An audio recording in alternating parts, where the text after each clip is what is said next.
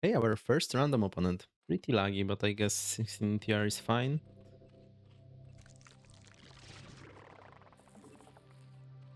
Okay.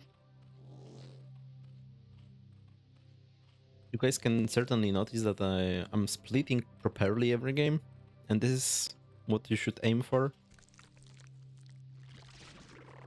Splitting workers at the beginning, very important in general, with every race, of course. Zerg has like special need for it, I would say, because when you start your first worker, the larva is gonna spawn before you can make the second worker.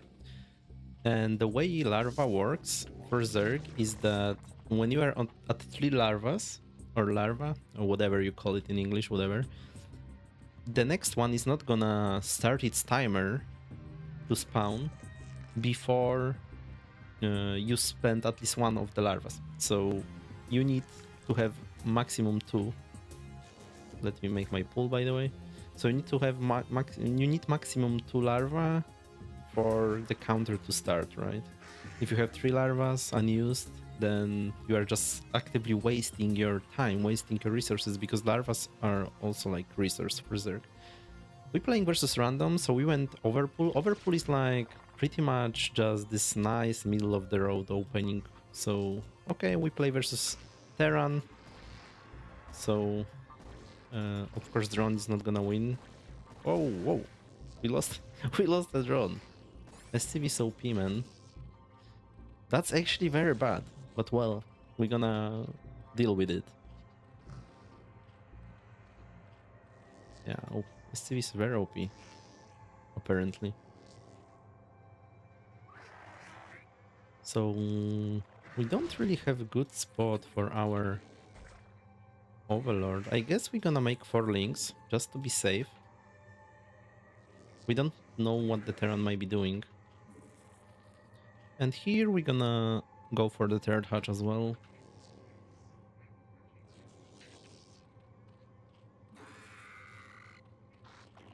So with this drone we are not gonna go cross, right? Because we already have links, so now we're gonna use our links to scout.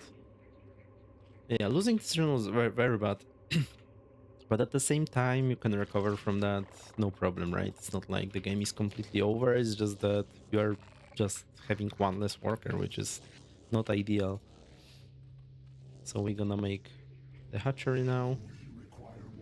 As I said, I like to put my hatcheries next to each other, but it's not the best, certainly. Now gas. Eh, bunker and very fast eBay. What is this? Let me see what is it.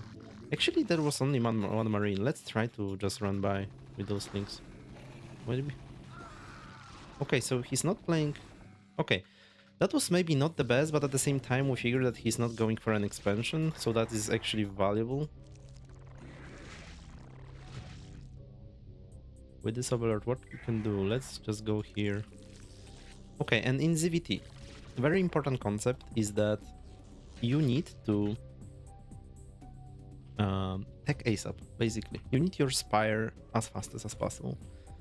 So we, for sure, we're gonna get Spire, I mean Lair here before the Overlord, because look, our resources are, like, you can judge that you are not fitting in the Overlord right now before the Lair, right? So just make Lair right now before the Overlord.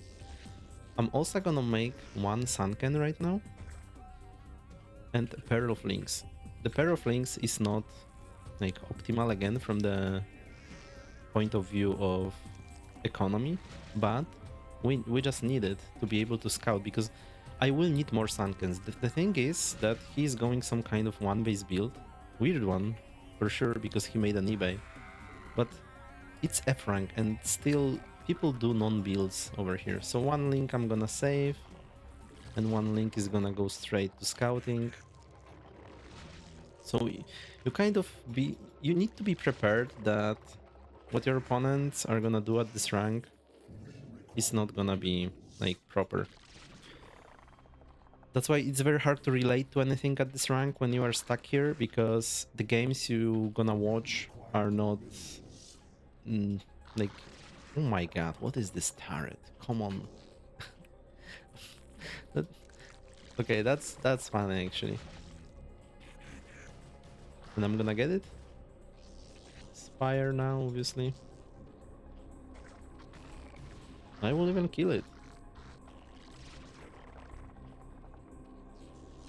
Crazy things, guys.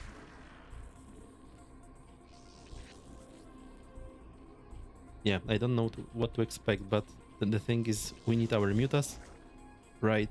The problem is that I didn't go second gas early enough, but the game is weird. We lost one drone, we didn't start 12 hatch, so obviously everything is gonna be a little bit weird, but the important part is that you want to know what you're going for still. So you need to know what you need and go for those things. So what we need in this case is we need like good saturation in our mineral lines and mutas, right? Because mutalisks are gonna do everything for us, gonna defend us, gonna like scout for us as well, and potentially even kill our opponent. So yeah, I will use some larvas because I know I'm not gonna hit 900 gas. Alright, at least I think I'm not gonna hit 900 gas before everything is finished.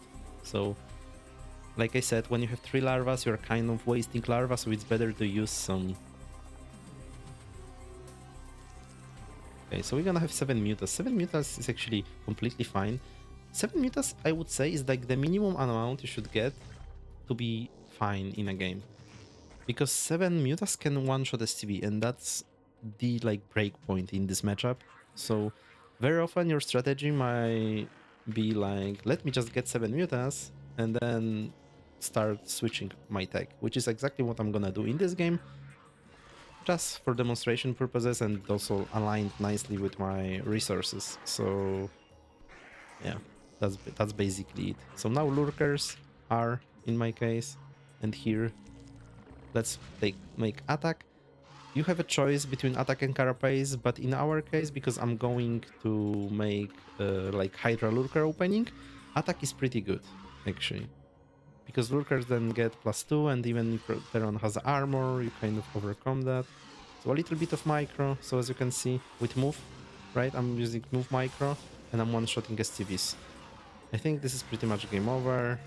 Our opponent doesn't have anything. Yeah, it just basically doesn't have anything. Let me make some links. Why links? Just because I have money for them. Basically, I want to save my gas right now to make lurkers, so I don't want to make hydras. But I have like a lot of minerals, so I just made links. There is also a nice trick I'm gonna show you right now. Look. So because I have 7 mutas and my overlord is far away, where is the overlord? Here, right? When I double press 1, it's not gonna center on my mutalisk, right? Look. So now when I'm flying around, I go to my base, now I'm double tap 1, the view is not quite there, right? But you can overcome that. You can actually, there is a nice command that will allow you to center in the mutalisk, on the mutalisk. So I have those selected, the same as previously. I go to my main, and now I can press 1 and Control C, and it will center on the most advanced unit in the group, which is Mutalisk in this case. So 1 Control C, and I'm here, right? That's actually pretty useful. Okay, I didn't make overlords because I thought it doesn't matter. Like I said, the game is pretty much over. Oh my god, he made like million turrets. But that's a classic. This is classic with Mutalisk. You fly there, very often Terrans won't have any turrets here. So a little bit of hold micro. Obviously I'm doing it very badly.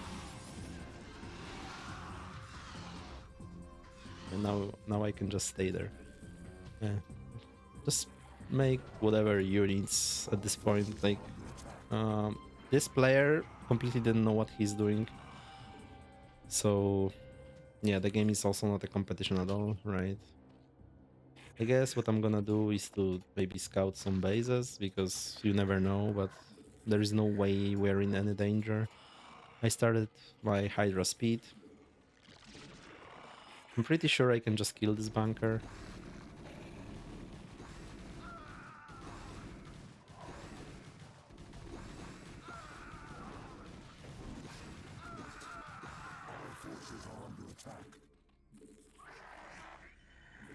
And here versus bio, I mean, this guy doesn't even technically play bio. He doesn't play anything. But this is also funny because he blocked his scanner with the academy. So he cannot even destroy the academy to build a scanner because then he won't have academy. It's classic. Classic error with Terran. Yeah, anyway, let's just kill him. There isn't nothing else to say. Of course, we float a lot of resources, doesn't matter that much at this point. Let's just see out of curiosity what he played. Yeah, he had like 53 APM. Yeah, he was just completely new player. He scouted very early, then probably saw somewhere that it's okay to make a wall, which he did. Then he made eBay, I believe. Yeah, eBay before the gas, which completely, of course, doesn't make sense because eBay only... I mean, technically eBay allows you to make turret, but so what? Yeah, there's nothing to say, just this player is completely new, didn't know what he was doing, so... Again, like, this rule on F rank is that just execute proper build and you're gonna win, so... Yeah, I guess there is no need to look at this game. Let's play another one. Okay, we have ZVZ versus much higher rated opponent. That's my MMR. We, by the way, had to leave 2 games in the meantime because I got matched with the same player, with the same random player, and it was just... I didn't want to play that because it had 0 educational value. Okay, we didn't have ZVZ yet. I need to admit ZVZ is my worst matchup with Zerg. I don't know much about it, like from the perspective of optimizing stuff, but of course I know what to do, more or less. So we're gonna go 12 pool in this matchup.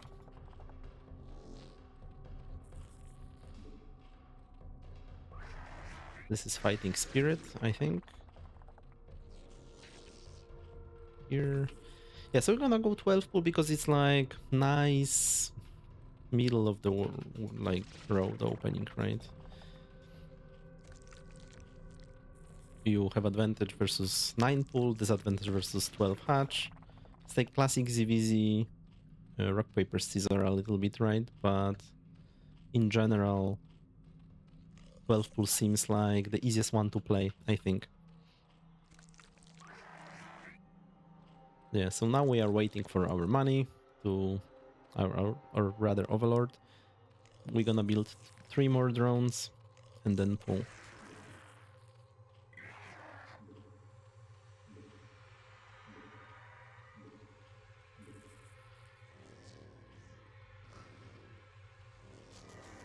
So I will even start from gas. And in ZVZ in general you play 1 base openings very often, so that's why you can just play something like that. And we don't scout, by the way. We don't scout and we need to save larva for links as well, so pretty much this is how many drones we're gonna have. Like, this is it, right here. Maybe not through the entire match, but for now at least, yes. So I guess we have 8 drones, so let's make 1 more drone. I'm not sure whether this is... Okay, he's here. This is also one part where you can get unlucky in ZVZ because your opponent might scout you at the timing that you have no chance of scouting him. I mean, because you are going in another direction, like I went over here, right? And he came to us. So let me make links, lair, and we're gonna do only links. We're gonna get link speed. We have nice 9 drones. Speed here.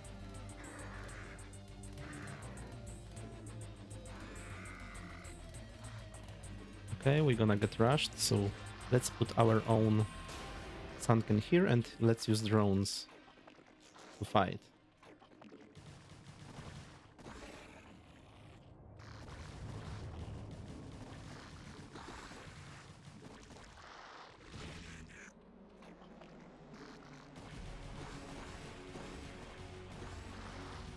Okay, I guess that's just game over. Probably.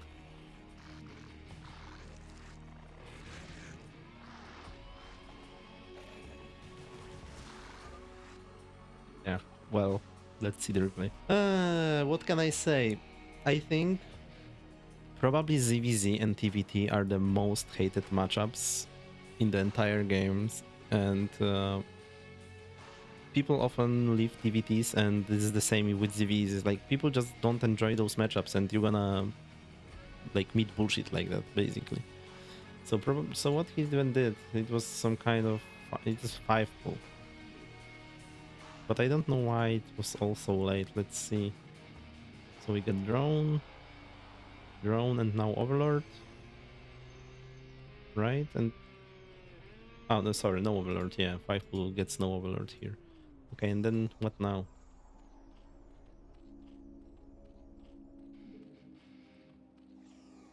Well, those 6 links should go straight to us. Did they do that? No, they went. Yeah, I don't know why he didn't go straight to us. He would be able to do some damage. So that was on him. That was a big mistake from him. So actually, look, I built this additional drone to have 9. And in this case, it would actually matter, I think. I like how the sun goes up and down and my camera just goes crazy with the brightness. But anyway, in this case, it would matter, right? Because we only got 4 links instead of 6. So if he went very early, went in with those 6 links very early, he could even attack the egg. Sometimes your links won't even spawn. I would of course pull my drones and try to defend like that, but you never know. Maybe you fail at micro, right? Yeah. So yeah, but this is just how it looks. People very often won't play seriously in this matchup. But I think still 12 hatch, this 12 pull, sorry, is pretty good in this situation. Still versus 5 pull. Your pull is relatively quick. Even if he comes, you can micro with drones a little bit and then your links spawn and you can still go sunken because as you can see, we have a lot of minerals at this point, right? Normally we would go a second hatchery soon, but since he rushed us, we could use those minerals to defend very nicely. Of course, you need to position this sunken in a place where it can hit the sunken. I'm not even sure whether this works, but I'm pretty sure it does. But you know, we have to be careful because sometimes you will. So, for example, if I put it here and he was putting the sunken here, I would not be able to attack it. The whole idea is that you can reinforce much quicker than him because you fight in your base. So, even if his sunken is a little bit quicker, you should have more units here and more opportunities to fight better because it's near your base, so you have the resources to defend and not him. And then another point is here, if when you fight with drones, so look, links have so few HP, right? Only 35. Every drone hit is huge damage for them. So every time drone hits, you see it here, it even killed. Here I wanted this link to actually attack it, but I did it in a very stupid way.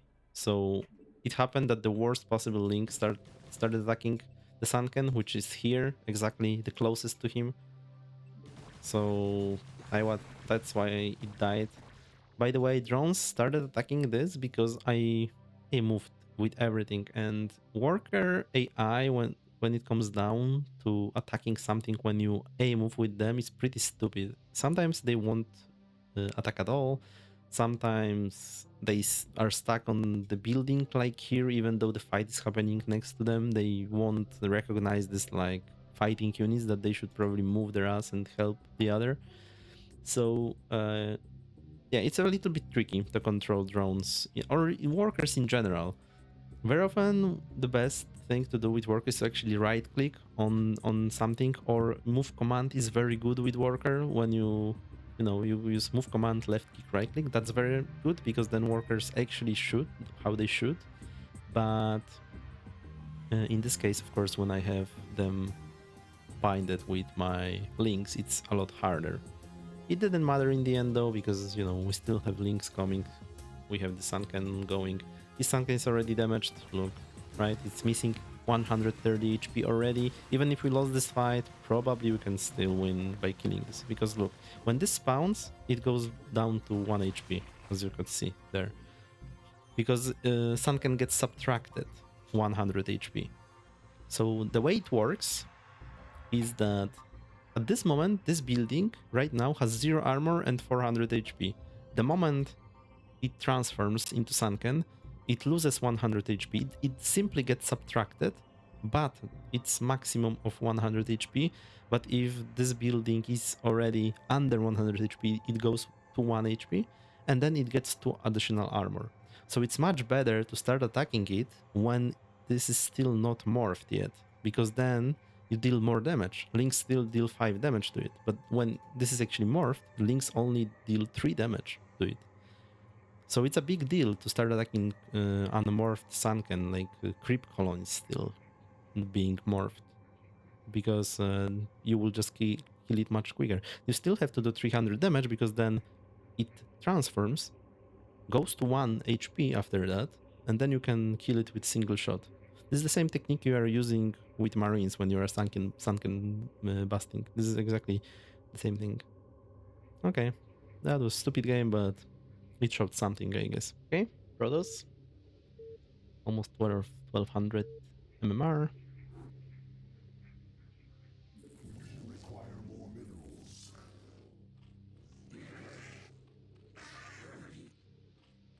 GLHF.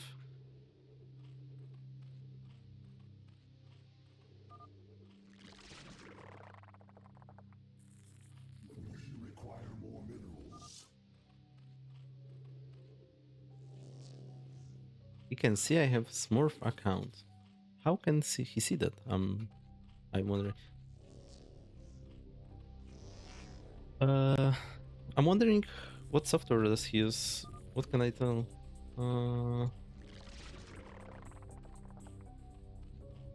Let's right here.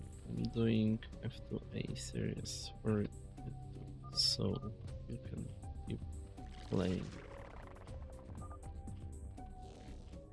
Those interactions are so cringe, I have to admit. Like when somebody knows you are higher MMR, then yeah, I didn't send my overlord to the right direction as well. It should go top left.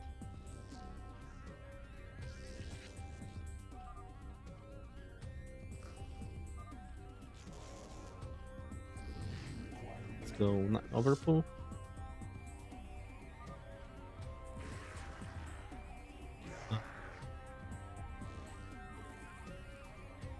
Okay, so anyway, this hi if you are watching, because you're probably gonna watch that. Mr. Mamuchka Terran Zerg, sorry. Why am I keep calling drones STVs, and now I saw Terran instead of Zerg? Something is wrong with me. Okay, anyway, we're gonna play our standard build, right? Which is overpull into 3 hatches, into lair, into like few mutas, into hydras, etc, etc. You guys already know after first episodes.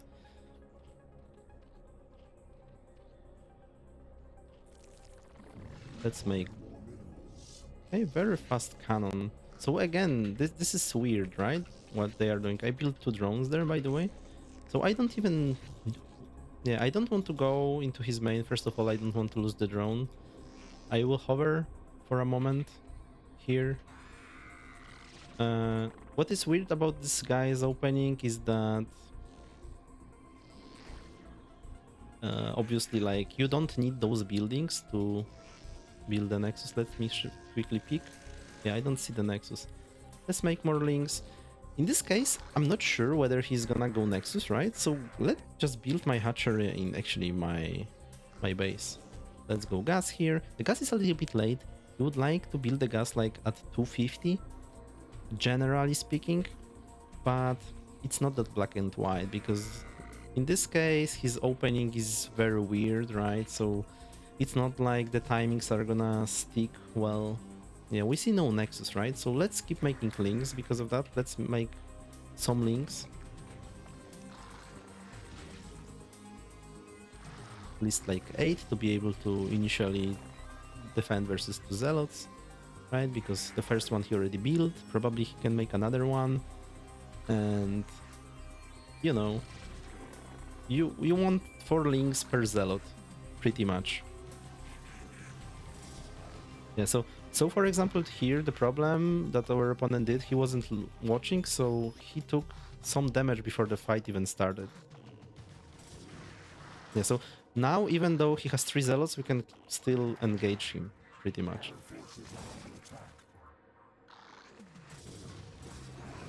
Let's keep making a little bit of links. You know, you don't have to make a lot of links, but you need to make some. Maybe we can cut him off. Yeah, we were able to... you kind of need some experience to visualize how you can, like, cut off those units, right? He was going like that, and my links were here, so I knew that by going here quick under him, I can make him not be able to run back to his home. Yeah, so another choice would be to go Sunken instead of making those links, but I feel like links give you more control, so they are just nice to have. I guess it's much better to always defend, I mean not always, but in StarCraft in general it's better if you defend with units, because then you can use them offensively as well. If you defend with structures, then of course you can only defend. There is no pressure on your opponent. It's quite the opposite. Like he actually you cannot pressure him. Okay, I just wanted to pick whether there is a Nexus. There is. Let's just go back. There is no reason to stay here. Now we go our Spire. Try to spend larva in a way that you never have 3. Of course, I'm sometimes failing at that, but you know, just do the best you can to not like float 3 larvas. You don't have to be perfect, but you have to be mindful of that. That's the important part, because if you know that's a mistake, then you can work on that. If you don't know that you are making mistake by keeping larvas in your hatcheries, then of course it's not good. Okay, now I'm gonna make a Sunken actually. Okay, he already has a Corsair. That's pretty fast. Well, there is no point going Hydra Risk then right now, so let's just make more Overlords, like account that we're gonna lose some. And yeah, our next hatchery will be here, so I can already send the drone. Because he's going base as a Protoss, the best way to approach that as a Zerg is to make another base yourself. Basically, as a Zerg, you always wanna be a base like on Terran or Protoss. So we have like 500 gas, we can actually go 5 mutas, which we're gonna do. Yeah, 5 mutas, as I said already, it's very good number to do, because you can one-shot probes, right? So that's the important part. Let's make also 1 pair of Scourges. Maybe go with 1 link over here. And if he stays, yeah, we can again use micro to catch him.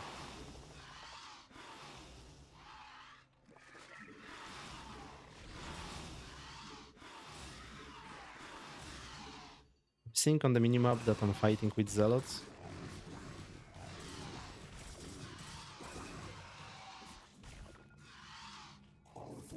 Let me build only drones. Okay. He identified that he can get some value. Every time I'm getting new base, I'm pressing hatchery, then Control C and Shift F key, F4 in this case. Here is nice trick. Look, he's gonna have corsairs, right? My binds are this, and this is my 1, and this is my 2.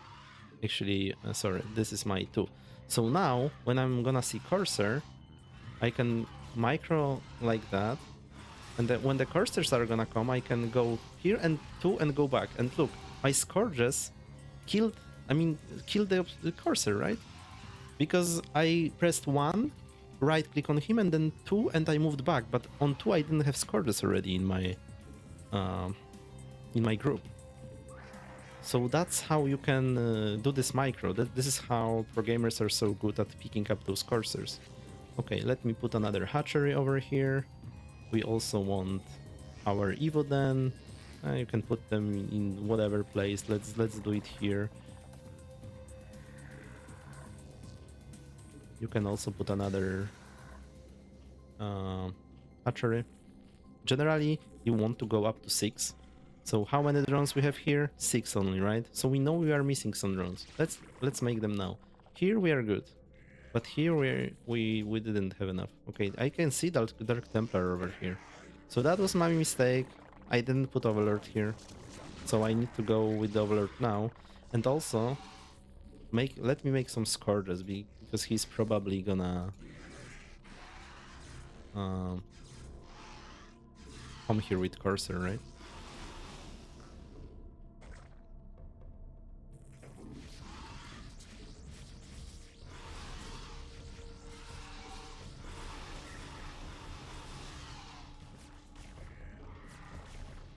Let's make our units.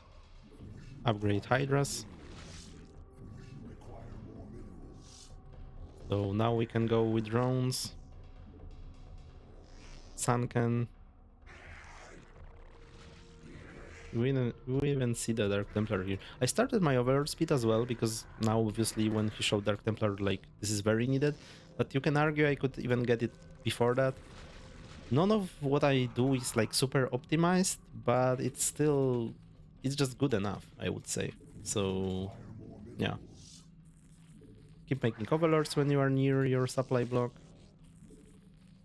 You can do more if needed. Like, the most important thing while doing that is that you don't have your larvas floating. So let's say you are supply blocked and you have 3 larvas his, 3 larva his, but your 3 overlords are already making your main. Just make another 2. Most of the times it's actually a good decision, because you will be able to not leak larva because of that, right? And now we just SH everywhere. Let's make this. And we can pretty much go and attack, so let's go. This is anti-storm test, basically. So we are testing whether our opponent went storm or not on time. This is attack like that, right? We are going with our overlords. We can actually send more. Yeah, and I'm only making Hydras right now.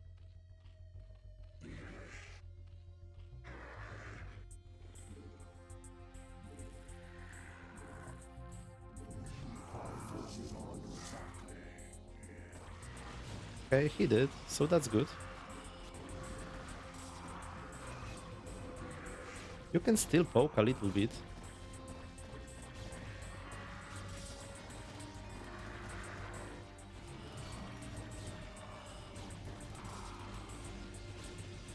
Can bait, like, he has a lot, so let's not screw with that. Okay, now transition step is this. When you have such control over like the game, because he cannot go out and kill you, what you can do is to drone a little bit more. You would like to go into the situation where you have like around 12 drones on every base in the minerals, I mean. So let's do that right now. Also, we saw this overlord being earlier over here, right? You can add another Evo chamber, that's fine. So how many drones? Still 12, so that's good. You don't need to replace them. Start gathering gas. Actually, the sunken is screwing our mining a little bit, but don't bother with that, that's fine.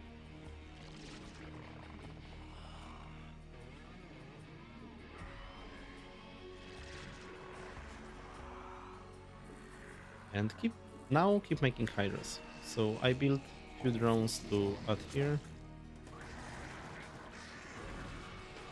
And keep making hydras.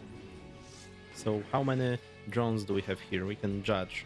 Not too many, right? Not enough. So I have one here. I built another one, and we're gonna be fine now, right? Start carapace. Remember to start +2 immediately when you can. And then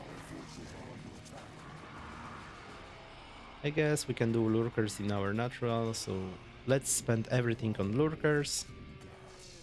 And also this is the moment where it is good to make a hatchery.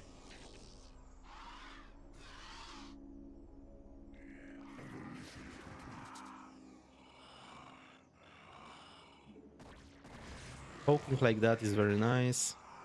You can see Dark Templars. It's good to focus them when you can.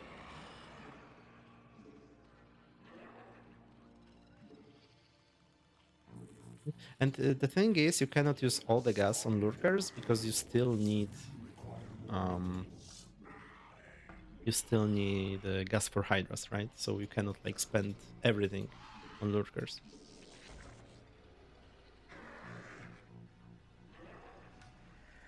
Here we can make a very nice contain.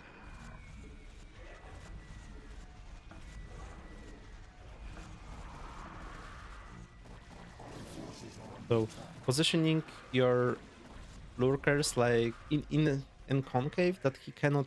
So first of all, in a way that he cannot storm two at once. Maybe he can put a storm over here to kill two at once, but that's fine. You can deal with that.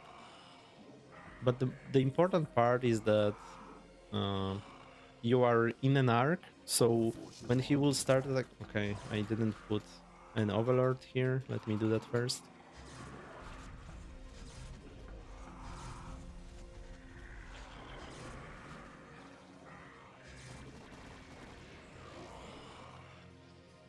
You can always morph the wounded hydralisks into lurkers.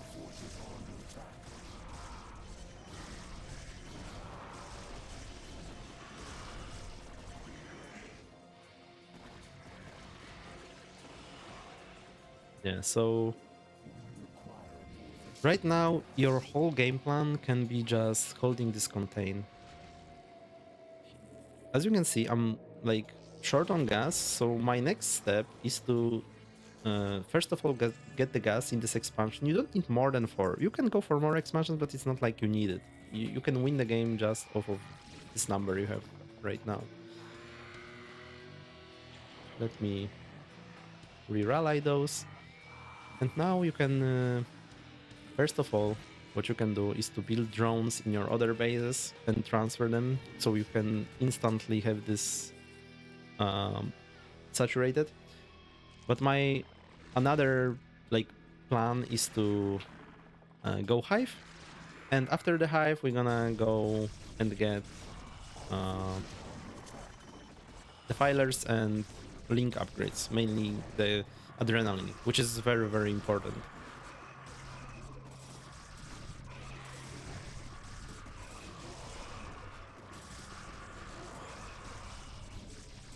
Okay, he kind of got out, but not quite. I mean, he lost a lot. That was a very nice exchange for us.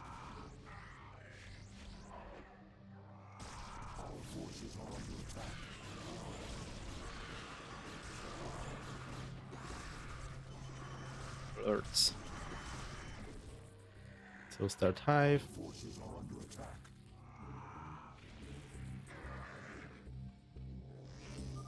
GG.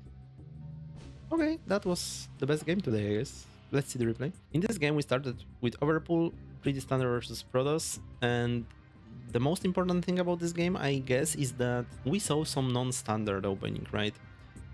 So at this point, if you have like general plan that you are using in every game, this relates to any matchup, by the way.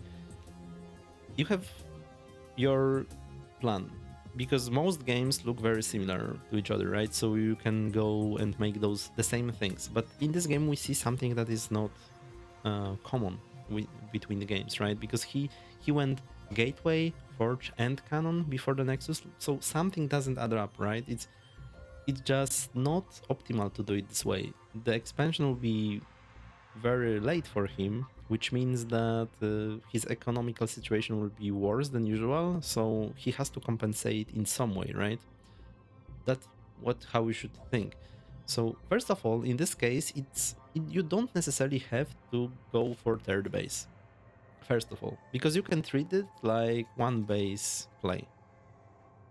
Because I was kind of right about it, because we saw with this overlord, we're gonna see that there was no nexus, and he went for quick corsair, right? But the most important concept when playing versus something like that, because now your build won't be the same, right? You won't build the same units in the exact same order as every time, so you need to start using your logic over here. And very important part about StarCraft is that every time there is something unusual happening, you need to kind of go to your default mode eventually. So sure, you might need more links or more army or whatever early game to survive, to defend, maybe threat even. If you are on the side that is aggressive, you can do that. Why not? But ultimately, after some time, you need to go to your default. And this default in ZVP is to have 5 hatch Hydra production, pretty much. Or almost every game you want to achieve that. So if you know that, then it's pretty easy to get on the right track after unusual opening. Because if you know some fact about your builds, so for example, you want 1 drone per patch, right? Everywhere. If you know that, then you know what are your exact goals. So even if you make a lot of links early game, or you don't necessarily make this hatchery in your base early game, then it doesn't change what you are going for ultimately, and you have to think like that in StarCraft. And it's the same in PvP and in PvZ, in any other matchup. Always there is some kind of mid-game infrastructure that you would like to achieve, and you need to go for it, regardless of the circumstances. Okay, I know, the camera is going crazy every time the sun is like going up and down outside. Anyway, so I did exactly that. First of all, the knowledge you need, basic knowledge. 4 links beat 1 zealot. This is something that you need to know, of course. With the numbers, by the way, it scales better for Zerg. So for example, technically, you need 4 links per 1 zealot, but you don't need 40 links for 10 zealots. That's too much. That's too many, rather. But the exact number is not that clear to judge. On top of that, there is this interaction where when zealots have +1 attack, they kill links in 2-shot, and that's completely changing the whole dynamic of this battle. Because from being pretty cost-effective for Zerg, it becomes to insanely cost-effective for Protoss. That's why you don't see many links in the mid-game in this matchup anymore. Because Protoss is going for +1 very early, and then Zealots deal 18 damage, and 18 times 2 it's 36, which kills the link. But early game, you know that you beat the Zealots. This allows me to know that when he goes one first Zealot, I need 4 links to survive, so I need to account for that. So I see the Zealot, I think to myself, okay, I need 4 links, because if he attacks me now, I need to defend, right? And then Zealot builds around 25 seconds, but I don't kind of need to know that even. I just need to know that, okay, it is possible that he will make another Zealot, and then I will need 8 links instead of 4. So this is exactly my mindset over here, right? He attacked me before. So here, look, I'm seeing with the drone that he made the first Zealot. Right? I see the Zealot. At this point, I have 2 links. So now, but I know, so the Zealot. So look, I made 2 more links to have 4 total, right? And then I can make drones from those, because I know that I made links, but I could make drones over here because I know the second Zealot is not yet out, right? So look, I made drone, but then I made 2 more links, so now I will have 8 total. Right? And look how nicely this is coming together. He's attacking me, and my 2 more links are coming, so I will have 8 total. Here he screwed up completely, right? He put them on move instead of attack command, which made him lose too much HP right from the start, so then you don't even need 8 anymore, right? With proper micro, by the way, the amount of links that you need for Zealot's fight is increasing, but it will never exceed 4 pretty much. Like 3 links technically versus one zealot, but we also need to add the micro factor, and Protoss has quite more like micro opportunities, right? Especially versus slow links. So that's why you need to have this number in mind. 4 to 1 is good. So right now, I will chase him down, of course, and I can start droning, because now I know that I pretty much defended, right? So the moment you kill those zealots over here, like that, I know now that, okay, I'm defended, right? I don't need that many links anymore, and probably he will be too scared to attack me another time. So it's great time to add more drones. Like again, it's such simple logic. Here I also cut him off. So look, his zealot is being stupid and going to the left direction. So I know with those links I can go like kind of up, and I see this, and I know that if my links are here before his zealots can go past this moment, I can catch him, right? So exactly, I'm trying to move them very fast here, and I did it. So now his zealot is trapped because he cannot escape anymore, right? Then like opportunities like that will arrive to you all the time when you're playing StarCraft, and you need to recognize them. So anyway, what's my next plan? I have my 3 hatcheries and I'm simply going Claire. So I'm in my like mode where I'm going for my standard, which is 3 hatcheries and lair and then spire. Now I can drone a lot because I have my links already. My link speed is on the way. I saw with the Overlord that he made Cybercore, so usually this is gonna be Stargate follow-up. Protoss pretty much needs Corsair in this matchup because he's gonna scout you with it, and there is no other reliable way for Protoss to know what Zerg is going for.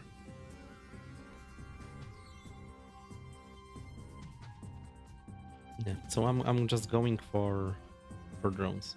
I believe I scouted with the links that he's going for Nexus as well. So another, like, again, the logic is that you need 1 more base at least versus your opponent as Zerg to win in macro game. So we're gonna get this 4th base soon. And up to this moment, look how many drones I was able to make. We are on 28 drones to 18 probes. That's crazy advantage. Usually when Zerg has more workers or even as his opponent, that means Zerg is usually winning. Usually. Right? So next step, we are applying those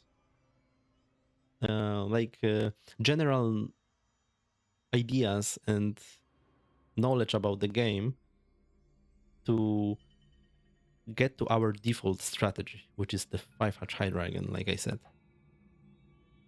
The camera is going crazy. Here I chased him, almost killing the Corsair. And this is where I showed you the technique with Scourges. So again, this plus Overlord, like this is my 1, and this is my 2 hotkey.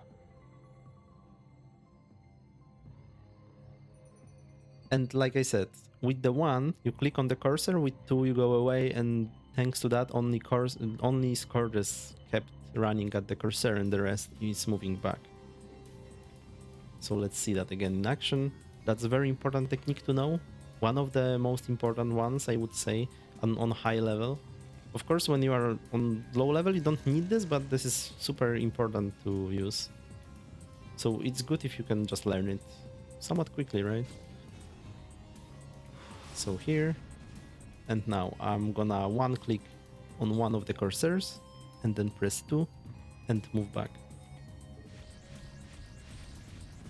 And that's Corsair down.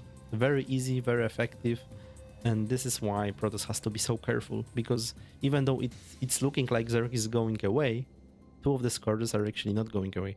I can have 4 Scourges as well in this army, and I can have like on 1 I have Mutas with all 4, then on 2 I will have Mutas with only 2 of them, and 3 only Mutas, and then I will press like 1, right click on one of the Corsairs, 2, right click on the other one, and 3, move back. And their Mutas will go back, but the 2 Scourges will kill 1 Corsair, and then another 2 Scourges will kill another Corsair. Very, very powerful. And again, what's the next step after going for 5 hatch usually? It's to get Hydroden. I don't have my 5 hatch yet, but I will get it very soon.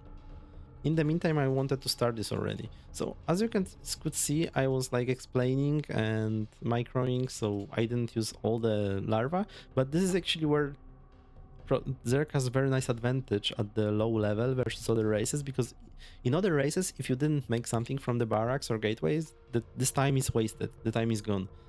For Zerg, if you don't screw up, so you float 3 larvas, which I did by the way here, but still, the game kind of gives you this buffer of error that you can still collect 3 larvas and make units like suddenly out of them, right? So I still was able to make 9 hydras instead of like if I had 3 barracks I would be only able to make 3 marines or 3 zealots. But here, like, Zerg is very friendly in this regard.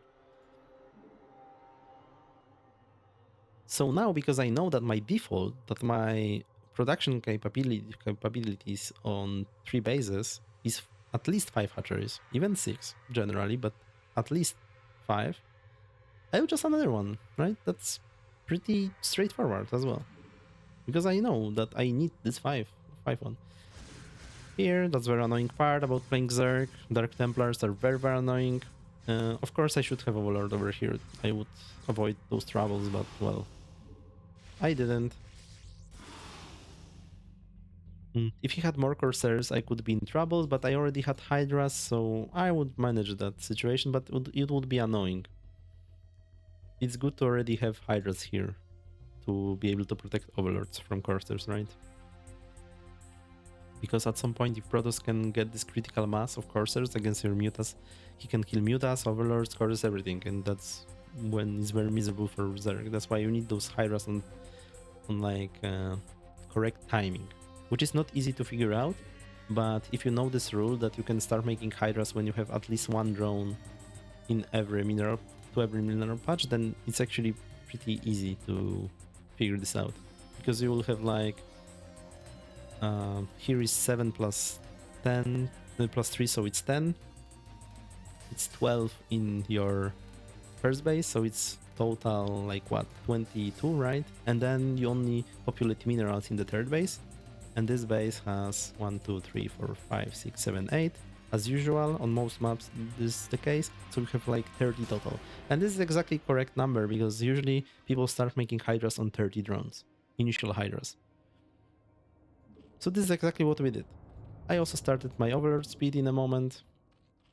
It's late, this overlord speed, but of course... Oh, wait, no, sorry, I already have it. But I started it after the DD. And with overlord speed and those initial hydras, you have actually this timing where you can check... Like, this is check for Protoss, whether he didn't forget the storm and made everything on time. If he has it, then you can just see the first storm and just go back. You don't have to force this like anymore. I wanted to poke a little bit, but you don't have to do that. Sometimes his forge will be spinning at this timing, and then it's very nice to actually kill the forge, because you can get rid like of one of the upgrades for him, which is very, very good. Especially if this is armor upgrade, then Protoss units are so less durable versus hydras. So he has +1, right? But this is not spinning, so this is not that big priority for me. If this was spinning, I would try a little bit harder to maybe kill it. I would go here, kill the cannon, go back, dance around it, try to bite storms, try to kill it. But there is no need for that. And the next step over here is to drone more, because at this stage, like, you have what you need to defend versus his early attacks, to defend versus corsairs, those initial hydras. But now Protoss can explode in gateways like he did, and this is where Zerg also has to add more than he has right now. So it's very good right now to add more drones, add another hatchery, 6 total as you can see, and go for 4th base, because very soon Protoss will himself be able to go and take 3rd base, so you want more. On top of that, getting 4th base is pressuring Protoss into doing something on the map, right? Because this is economical pressure for Protoss. He cannot kind of let you get away with another base, so you force him to do some action and then go on the map and fight you, right? It's much better to fight when Protoss is in the open. But at the same time, we are getting lurkers. This upgrade technically should be done right after the Hydra range, which I forgot in this game. I should do that right away, because then you can contain him even faster, and this is kind of when Protoss is on the cloak, because if you are not doing this Hydra lurker contain, he has like a lot of time to gather his army and move out later. But that's another check for Protoss. If your lurker contain is set up, it's much less efficient for Protoss to move out, which, you know, it's making the game easier for you. Otherwise, you need to defend on your side of the map without this choke.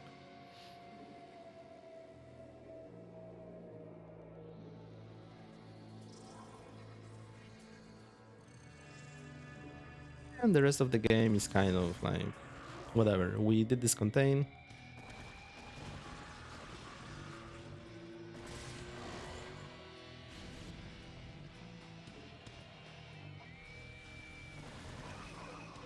Yeah, so the next step is positioning lurkers correctly.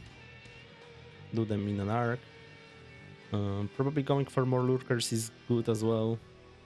We have a lot of hydras right now, so we can probably turn everything into lurkers. Every hydra, I mean, not every hydra, but many of them. Also, like, losing goons for Protoss is kind of like losing tanks for Terran, very, very bad. First of all, they are making a lot of time, like they're over 30 seconds for one goon, and then they are also costing gas. And of course, Protoss would like to make as many High Templar as possible. So you would like to not remake goons. It's good to trade with Zerg when you are giving up zealots for their units, but preserving goons every time. That's how Protoss should try to trade in general. And the next step, when you have this set up, you're going for fort base. What I'd like to do is to go for hive. You can have many approaches. You don't have to go for hive. You can go for more army, and that's also kind of fine. But I find winning games the easiest when you actually have defilers, because they are very, very powerful. You can start plaguing Protoss with defilers, and then he's on a timer again, because goons, first of all, are very weak versus Darkswarm, and then on top of that, if they are plagued, then that's a problem.